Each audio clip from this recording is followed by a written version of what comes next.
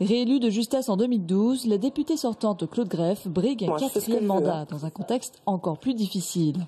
Concurrencée par un candidat de divers droites issu du même courant de pensée, la sarkozyste se déclare prête à soutenir le président sur certains points et mise sur son expérience.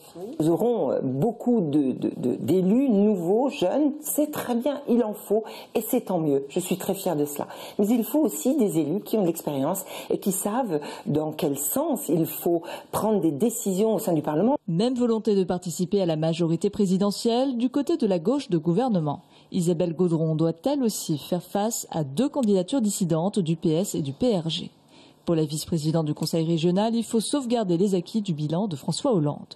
Ce que je souhaite, moi, c'est que les choses se passent le plus à gauche possible dans cette majorité présidentielle dont on comprend qu'elle est et de droite et de gauche.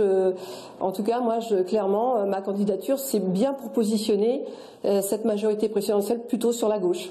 Co-construire avec le président tout en gardant ses marqueurs idéologiques. Une position qui peut grignoter des voix au candidat d'En Marche, Daniel Labaronne. Le maire de Bléré est premier élu tourangeau à avoir apporté son soutien à Emmanuel Macron. Lui mise sur la cohérence des électeurs. Il faut donner une majorité aux parlementaires, au président de la République, pour que le pays ne soit pas bloqué 5 années supplémentaires. Cette majorité parlementaire, elle doit être du côté d'Emmanuel Macron pour permettre la transformation du pays, pour engager les réformes qui ont été annoncées avec détermination par le président de la République, Emmanuel Macron. Si les candidats pro-Macron se font concurrence, les candidats d'opposition, eux, se déchirent. Comptez 2 candidats écologistes, 2 soutiens de Jean-Luc Mélenchon, ou bien le maintien d'une candidature de Debout la France suite au mariage raté avec le FN. Une situation qui pourtant n'inquiète pas Stanislas de La Ruffie.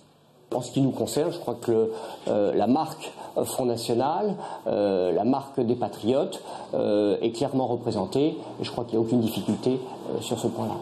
Pourtant, une dispersion des voix lors du premier tour peut compromettre l'accès au second à certains favoris, si le seuil des 12,5% des voix des inscrits n'est pas atteint. Le taux de participation est l'autre inconnu de ce scrutin très ouvert.